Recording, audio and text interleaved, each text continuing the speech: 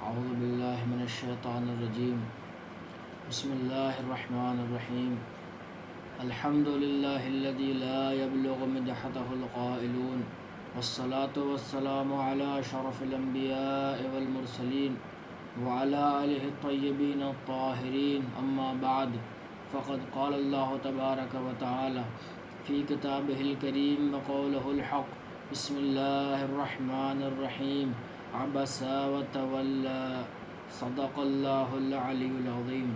السلام علیکم ورحمۃ اللہ وبرکاتہ۔ محترم ناظرین و محترم سامعین، ہم سورہ العبس کی تفسیر پڑھ رہے ہیں۔ اب تک ہم نے اس سورہ کی 12 آیات کی تفسیر سے آشنائی کا شرف حاصل کیا۔ آج ہم انشاءاللہ آیت نمبر 13 سے اس سورہ کی تفسیر کا آغاز کریں گے۔ بسم اللہ الرحمن الرحیم۔ فی صحف مکرمہ مرفوعۃ مطہرہ بأیدی سفرہ کرام بررہ قتل الانسان ما اکفرہ من ای شیء خلقہ من نطفۃ خلقہ فقدرہ۔ ارشاد خداوندی ہے کہ فی صحف مکرمہ، ہم نے کل عرض کیا تھا آیت نمبر 11 اور 12 میں کہ کلا انہا تذکرہ فمن شاء ذکرہ۔ خداوند عالم نے ارشاد فرمایا آیت نمبر 11 اور 12 میں کہ یہ قرآن کریم جو ہے، یہ آیات قرآنیہ جو ہیں، ان آیات قرآنیہ میں ہر ایک کے لیے نصیحت اور مواعظ اور عبرتیں خابیدہ ہیں، پوشیدہ ہیں۔ یعنی جو انسان یہ چاہے کہ نصیحت حاصل کرے، مواعظ حاصل کرے، عبرتیں حاصل کرے، چاہے وہ کوئی بھی انسان ہو، وہ اس قرآن کریم سے نصیحتیں اور عبرتیں حاصل کر سکتا ہے۔ فمن شاء ذکرہ، جو بھی چاہے وہ اس سے نصیحتیں حاصل کر سکتا ہے۔ فی صحف مکرمہ، آج کا درس فی صحف مکرمہ، یعنی یہ جو نصیحتیں ہیں، یہ جو مواعظ ہیں، یہ جو عبرتیں ہیں، یہ جو تذکرہ ہے، یہ فی صحف مکرمہ، یہ مکرم صحیفوں میں موجود ہے۔ فی صحف مکرمہ، مکرم صحیفے، صحف جو ہے وہ صحیفے کی جمع ہے۔ مکرمہ یعنی جو با کرامت ہو، با عزت ہو، با صاحب احترام ہو، صاحب کرامت ہو، یعنی ایسے صحائف کہ جو خداوند عالم کے نزدیک محترم، عزیز اور صاحب عزت و احترام ہیں۔ دیکھیے قرآن کریم میں جو ہے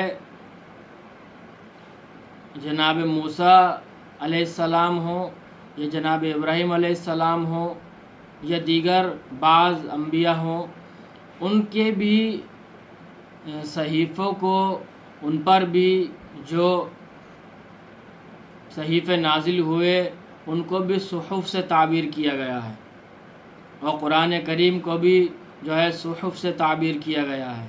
تو صحف سے تعبیر کرنے کا مطلب یہ ہے کہ صحف کیا ہے، وہ صحیفے کی جمع ہے۔ تو صحیفے کے عنوان سے یا صحف کے عنوان سے جو یہاں ذکر کیا جا رہا ہے کہ تمام نصیحتیں اور مواعظ کیا ہیں، وہ صحف مکرمہ میں موجود ہیں۔ یعنی ایسے صحیفے کہ جو صاحب احترام، جو صاحب عزت، جو صاحب کرامت، ایسے صحیفے، تو ان صحیفوں میں نصیحتیں موجود ہیں۔ قرآن کریم کو بھی صحف سے تعبیر کیا گیا ہے، اور بعض آسمانی کتابوں کو بھی صحف سے تعبیر کیا گیا ہے، جیسے قرآن کریم میں خود ذکر ہے کہ صحف ابراہیم و موسیٰ، اس طرح سے جو ہے وہ تعبیر کیا گیا ہے۔ تو جو قرآن کریم کو صحف سے تعبیر کیا گیا ہے، لفظ صحف استعمال ہوا ہے، یہ استعمال ہونے کا مقصد یہ ہے، ہدف یہ ہے، غرض یہ ہے کہ تمام آسمانی کتابوں کے معارف اور مفاہیم، تمام آسمانی کتابوں کے معانی، مفاہیم، معارف اس ایک قرآن کریم میں خداوند عالم نے جمع کر دیے ہیں۔ تمام معارف آسمانی کتب کے، وہ بلند و بزرگ معارف اور عظیم اور گہرے مطالب جو تمام آسمانی کتابوں میں قرآن کے علاوہ خداوند عالم نے ذکر کیے، جب قرآن کریم کو نازل کیا تو تمام آسمانی کتابوں کا علم اور معارف اس ایک قرآن کریم میں جمع کر دیا، اور پھر خود اس قرآن کریم میں خود اپنے مطالب بھی کہ جو ان آسمانی کتابوں سے زیادہ بلند اور زیادہ گہرے اور بلند معارف تھے، وہ بھی قرآن کریم میں ذکر کیے۔ یعنی قرآن کریم تمام آسمانی کتابوں کے معارف کا مجموعہ ہے، اور خود قرآن کریم میں ان تمام آسمانی کتابوں سے گہرے اور بزرگ اور بلند عظیم معارف خداوند عالم نے ذکر کیے، اور قرآن کریم میں خود اپنے ایسے مطالب خداوند عالم نے ذکر کیے کہ خداوند عالم نے قرآن کریم میں ایسے معارف کو پوشیدہ رکھا اور ان کو بیان کیا اس طرح سے کہ تا قیام قیامت قرآن کریم نے انسان کو ایک لائحہ عمل بتا دیا، زندگی جینے کا سلیقہ بتا دیا کہ کس طرح سے انسان زندگی بسر کرے۔ فی صحف مکرمہ، یعنی یہ تمام نصیحتیں اگر انسان کو حاصل کرنا ہے، اگر انسان نصیحت چاہتا ہے، اگر انسان زندگی کا سلیقہ چاہتا ہے، مواعظ چاہتا ہے، عبرت چاہتا ہے، تو فی صحف مکرمہ قرآن کریم میں خداوند عالم نے جمع کر دیا سب۔ جائے انسان اور قرآن کریم کا مطالعہ کرے، قرآن کریم کی تلاوت کرے، اس کا ترجمہ پڑھے، اس کی تفسیر پڑھے، تاکہ ان معارف اور مفاہیم سے بہرہ مند ہو سکے کہ جو خداوند عالم نے قرآن کریم میں ذکر کیے ہیں۔ مرفوعۃ مطہرہ، یہ صفت آیت نمبر 14، مرفوعۃ مطہرہ، بلند اور طیب و طاہر اور پاک و پاکیزہ۔ فی صحف مکرمہ کی صفت ہے یہ مرفوعۃ مطہرہ، یعنی ایسے صحف کہ جو بلند ہیں، جو ایک بلند مقام پر موجود ہیں، جن میں عظیم معارف خداوند عالم نے ذکر کیے ہیں، ایک بلند مقام پر، ایک ایسے مقام پر موجود ہیں، اتنے بلند ہیں کہ وہاں تک کسی کی رسائی نہیں، وہاں تک کسی بھی نجاست کی رسائی نہیں، وہاں تک کسی بھی شک و شبہ کی رسائی نہیں، وہاں کسی طرح کے تناقض کی کوئی رسائی نہیں، وہاں کسی طرح کی کوئی آلودگی یا کسی بھی طرح کی نجاست کی رسائی نہیں۔ بہت اہم بات، مرفوعۃ مطہرہ، وہ صحف کہ جو بلند ہیں اور اتنے بلند مقام پر ہیں کہ وہاں تک کسی بھی طرح کی نجاست، شک و شبہ، تناقض، اشکال، اعتراض، باطل، کسی بھی طرح کی برائی کا یا ان تمام بری صفات کی رسائی نہیں۔ وہاں صرف و صرف پاکیزگی ہے، وہاں صرف و صرف طہارت ہے، وہاں صرف و صرف نجابت ہے، وہاں صرف و صرف پاک و پاکیزگی اور طہارت موجود ہے، عصمت موجود ہے، اس کے علاوہ وہاں کسی اور چیز کا گزر نہیں ہے۔ ایسے مقام پر خداوند عالم نے صحف مطہرہ کو رکھا، صحف مکرمہ کو رکھا۔ اور یہ صحف نازل کیسے ہوتے ہیں، یعنی قرآن کریم کا نزول کیسے ہوا، یا دیگر صحیفے اور صحائف جو مختلف انبیاء پر خداوند عالم نے نازل کیے، وہ کیسے نازل کیے۔ خود خداوند عالم ارشاد فرماتا ہے آیت نمبر 15 میں، بے ایدی سفرہ، سفرہ جو ہے وہ جمع ہے، اس کا مفرد ہے سفیر۔ سفیر کہتے ہیں رسول کو، رسول کا مطلب پیغام لانے والا، پیغمبر، یعنی پیغام لانے والا، وہ پیغمبر نہیں. ایک تو پیغمبر اصطلاحی ہے یعنی انبیاء، لیکن یہاں پر جو سفیر کا معنی ہے، رسول کا معنی ہے، وہ کیا ہے؟ وہ ملائکہ کے حوالے سے ہے، کیونکہ ملائکہ وحی کو یا صحیفے کو یا قرآن کریم کی آیات کو لے کر نازل ہوتے تھے. تو خداوند عالم بتا رہا ہے کہ یہ صحف مکرمہ کے جو ایک بلند مقام پر طیب و طاہر ہیں، یہ نازل کیسے ہوتے ہیں، یہ کیسے اس بلند مقام سے ان انبیاء تک ان کا یہ معارف جو ہیں پہنچتے ہیں.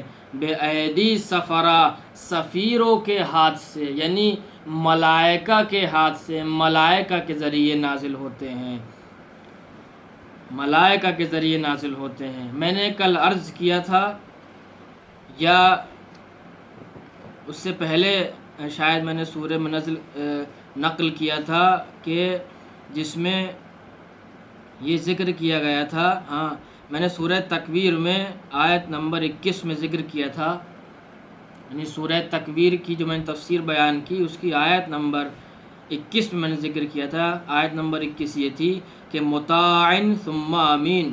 یہ یہاں پر جناب جبرائیل علیہ السلام کی کچھ صفات بیان ہوئی تھی، جس میں سے ایک صفت ان کی یہ بیان ہوئی تھی کہ مطاعن. مطاعن کا معنی اور تفسیر یہ عرض کی گئی تھی کہ جناب جبرائیل علیہ السلام کے زیر نگرانی کچھ ایسے ملائکہ ہیں کہ جن کے اوپر جناب جبرائیل حکم صادر کرتے ہیں اور وہ ان کے حکم کی اطاعت کرتے ہیں. اسی حوالے سے اس آیت کی تفسیر کو اس آیت سے ملا کر دیکھا جائے جو آیت میں ذکر کر رہا ہوں، سورہ عبس کی آیت نمبر 15 اور سورہ تکویر کی آیت نمبر 21، دونوں کو ملا کر دیکھا جائے تو تفسیر بہتر طریقے سے واضح ہو سکے گی. بے ایدن سفرا یعنی مختلف ملائکہ کے ذریعے نازل ہوتا تھا، نازل ہوتی تھیں قرآن کریم کی آیات یا دیگر صحیفے جو مختلف انبیاء پر نازل ہوئے.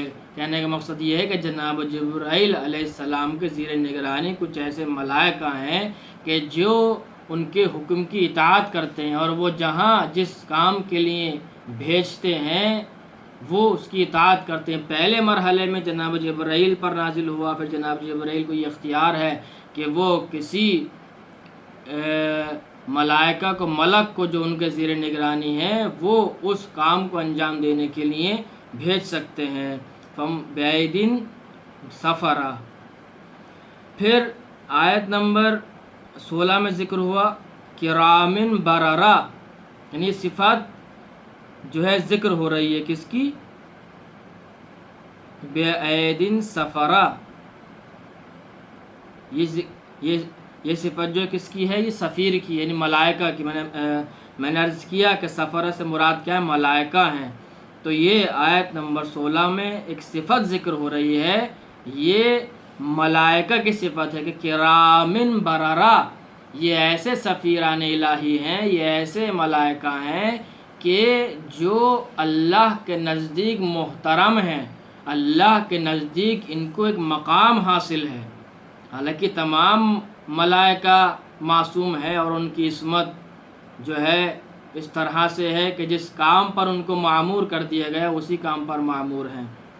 تو کرامن بررا، لیکن یہاں پر الگ سے ذکر کیا جا رہا ہے کہ وہ ملائکہ ایسے ہیں کہ جنہیں، یعنی وہ سفیر ایسے ہیں کہ جن کے ذریعے نازل ہوا وہ قرآن، کہ وہ ان کو ایک خاص احترام اور ایک خاص احترام و عزت خداوند عالم کے نزدیک حاصل ہے. بررا، اور وہ جو ہیں نیک ہیں. بار کی جمع ہے بررا. بار کا مطلب یہ ہوتا ہے کہ ایک تو وہ خود نیک ہو، اور اس طرح سے دیکھیے بعض افراد خود نیک ہوتے ہیں لیکن ان سے کسی دوسرے کو فائدہ نہیں پہنچ پاتا. لیکن یہاں پر بار کا مطلب یہ ہے کہ خود بھی نیک ہو اور اس کی نیکی سے، اس کے نیک ہونے سے دوسرے افراد کو بھی فائدہ پہنچے. تو یہ ایسے ملائکہ ہیں جو تمام افراد کو فائدہ پہنچاتے ہیں اور اللہ کے نزدیک ایک خاص مقام ان کو حاصل ہے. آیت نمبر 17 قتل الانسان ما اکفرا، دیکھیے تمام یہ باتیں خداوند عالم نے اس سے پہلے کی آیات میں جو ذکر کی کہ یہ تمام نصیحتیں ایک صحف مکرمہ میں ہیں کہ جو مرفوعہ ہے اور مطہرہ ہے، یعنی بلند ہے اور طیب و طاہر ہے، اور ایسے ملائکہ کے ذریعے نازل ہوتا ہے۔ یعنی قرآن کی تضمین کے بعد، قرآن کو پوری طرح سے ثابت کرنے کے بعد اور قرآن کے اعجاز کو بتانے کے بعد، قرآن کی حفاظت کو بتانے کے بعد کہ قرآن کریم میں کسی بھی طرح کے باطل کا گزر نہیں ہے، نہ شک و شبہ اس کے کسی بھی آیت میں نہیں پایا جاتا، کسی بھی حرکت میں، کسی سکون میں، کسی بھی لفظ میں، کسی بھی آیت میں کسی بھی طرح کا شک و شبہ نہیں پایا جاتا۔ یہ سب بتانے کے بعد مقصد یہ ہے کہ یہ قرآن کریم پوری طرح سے ایک انسان کے لیے آئین نامہ ہے، انسان کے لیے قانون نامہ ہے۔ انسان بلا کسی شک و شبہ کے اس قرآن کریم پر عمل کرے اور اپنے آپ کو ارتقائی منازل کو طے کرے اور اس ہدف تک پہنچے جس ہدف تک پہنچنے کے لیے خداوند عالم نے انسان کو خلق کیا ہے۔ قتل الانسان ما اکفرا، یہ تمام نعمتیں، یہ تمام رہنمائیاں، یہ تمام ہدایتیں، یہ تمام حجتیں پہنچانے کے بعد ارشاد خداوندی ہے قتل الانسان ما اکفرا، انسان پر واقع ہو انسان پر کہ اس نے کس طرح سے کفر اختیار کیا ہے۔ ما اکفرا یہ افعال تعجب میں سے ہے، جو افراد عربی گرامر یا قواعد سے آشنا ہیں وہ بہتر طریقے سے اس کو سمجھ پائیں گے، اور میں اپنے محترم ناظرین اور سامعین کے لیے کوشش کروں گا کہ ان کو بھی سمجھا سکوں کہ قتل الانسان ما اکفرا یا قتل سے مراد واقع ہو، یعنی بدبخت ہو جائے وہ انسان، واقع ہو انسان پر کہ کس طرح سے اس نے کفر اختیار کیا۔ تعجب کا لہجہ ہے، اسلوب تعجب استعمال کیا ہے خداوند عالم نے کہ کیا انسان ہے۔ یہ تعجب نعوذ باللہ ہمارا اور آپ کا جیسا تعجب نہیں ہے، یہ ہم لوگوں کو سمجھانے کے لیے اور بتانے کے لیے ہے کہ قتل الانسان ما اکفرا، اتنی نعمتیں ملنے کے بعد، اتنی ہدایتیں آنے کے بعد، اتنی حجتیں تمام ہونے کے بعد بھی انسان ناشکرا ہے اور ناسپاسی کا اظہار کر رہا ہے۔ تعجب ہے اس انسان پر، یہ تعجب ہمارے لیے ہے کہ انسان کتنا ناشکرا ہے، اتنی نعمتیں ملنے کے بعد بھی انسان شکر ادا نہیں کرتا بلکہ اپنے کفر میں اضافہ کرتا جا رہا ہے، اور اللہ کی ہر نعمت سے استفادہ کرنے کے بعد اس نعمت کا شکر ادا نہیں کرتا بلکہ اپنے کفر میں اضافہ کرتا جا رہا ہے۔ ما اکفرا، کیا یہ انسان کیسا انسان ہے کہ اس نے کیسا کفر اختیار کیا ہے کہ کسی بھی طرح کی ہدایت کا اس میں گزر نہیں ہے، کسی بھی طرح کی حجت اس پر کار فرما نہیں ہے، تمام چیزیں اس نے ناشکری کے حوالے کر دی ہیں۔ پھر ارشاد خداوندی ہے، انسان کو پھر جھنجھوڑا، پھر انسان کا ضمیر بیدار کیا۔ من ای شیء خلقا، انسان کو اپنی اصل تخلیق کی طرف متوجہ کیا کہ انسان اتنی نعمتیں ملنے کے بعد کس بات پر اترا رہا ہے، کیوں اس میں تکبر ہے، کیوں وہ کسی نعمت کا شکر ادا نہیں کرتا اور خداوند عالم کے وجود پر ایمان نہیں لاتا۔ یہ تمام انسانیت سے خطاب ہے کہ کیوں انسان اللہ کی ہر نعمت سے استفادہ کرتا ہے اور کسی ایک نعمت کے لیے بھی اس کا شکر ادا نہیں کرتا۔ من ای شیء خلقا، کس چیز سے انسان کو خلق کیا گیا ہے۔ اگر انسان اپنے وجود پر غور و فکر کرے، اگر انسان اپنی تخلیق پر غور و فکر کرے، اگر انسان اپنے دنیا میں پیدا ہونے پر، متولد ہونے پر، وجود میں آنے پر، ذریعہ وجود پر اگر جو توجہ کرے تو انسان کے اندر یہ کفر ختم ہو جائے گا، انسان کے اندر یہ تکبر جو ہے، یہ سرکشی، یہ سب ختم ہو جائے گی، کیونکہ انسان اپنی حقیقت سے آشنا ہو جائے گا۔ انسان کے اندر جو کفر پایا جاتا ہے، انسان کے اندر جو تکبر اور سرکشی پروان چڑھتی ہے، یہ اس وجہ سے پروان چڑھتا ہے تکبر کہ انسان اپنی حقیقت کو بھولے ہوئے ہے کہ میری حقیقت کیا ہے، میرا وجود، میری حیثیت کیا ہے کہ میں ایک ذات بزرگ خداوند عالم کے سامنے اپنے آپ کو نمایاں ظاہر کرنا چاہوں اور اس کی نعمتوں کو نعوذ باللہ من ذالک ہی سمجھوں اور کسی بھی نعمت کا اس کے شکر ادا نہ کروں۔ من ای شیء خلق، انسان اپنی تخلیق پر غور و فکر کرے کہ کتنی معمولی سی چیز سے انسان کو میں نے خلق کیا ہے۔ خود ارشاد فرمایا خداوند عالم نے کہ کس چیز سے خلق کیا، من نطفۃ خلقہ فقدرہ، میں نے انسان کو نطفے سے خلق کیا ہے۔ نطفے کی کیا حیثیت ہے؟ نطفہ نجس، معمولی سی حیثیت اس چیز کی، اس سے انسان کو خلق کیا گیا۔ انسان اپنی تخلیق پہ غور و فکر کرے تب اپنی حقیقت کو سمجھے گا۔ جب انسان اپنی حقیقت کو سمجھے گا تو کسی بھی طرح کے تکبر کا اس میں گزرنا ہوگا۔ من نطفۃ خلقہ فقدرہ، انسان کو نطفے سے خلق کیا، فقدرہ، پھر اس کے وجود کو ٹھیک ٹھیک بنایا، ہر عضو بدن کو وہاں لگایا جہاں لگنا مناسب تھا، اس سے بہتر جگہ نہ تھی۔ آنکھ کو بہترین جگہ پر خداوند عالم نے لگایا، اسی طرح تمام عضو بدن انسان کے بہترین شکل میں بہترین ترتیب خداوند عالم نے ان کی دی۔ یعنی خداوند بتانا چاہتا ہے کہ یہ ترتیب تمہارے جسم کی، تمہارا وجود میری مرہون منت ہے، نطفے سے لے کر اور پوری تخلیق تمہاری، یہ تمہارا پورا وجود، تمہارا ہر عضو بدن میری مرہون منت ہے۔ میں نے تمہیں نطفے سے نکال کر ایک انسان بنایا، میں نے تمہیں نطفے سے نکال کر ایک خوبصورت انسان بنایا، میں نے تمہیں نطفے سے نکال کر تمام مخلوقات سے جدا اور اشرف المخلوقات بنایا۔ تم کہاں جا رہے ہو؟ کیوں میری طرف نہیں آتے؟ تمہارا وجود میری منہور منت ہے۔ آج کا درس یہ یہیں تک رہے گا، انشاءاللہ کل یہاں سے درس آگے بڑھے گا۔ پالنے والے تو جواز محمد و آل محمد کا، حضرت ابو الفضل عباس علیہ السلام کا، جناب زینب سلام اللہ علیہ کا، کربلا کے 72 شہداء کا، یہ کورونا وائرس کی وبا کہ جو روز بروز پھیلتی جا رہی ہے اور تمام بشریت اس سے عاجز ہو چکی ہے اور اب تک اس کی دوائی نہ پا سکی۔ انسان غور و فکر کرے اور اپنے آپ کو سمجھے کہ انسان کی حیثیت کیا ہے۔ انسان ایک معمولی سی بیماری وائرس کے آگے گھٹنے ٹیک چکا ہے۔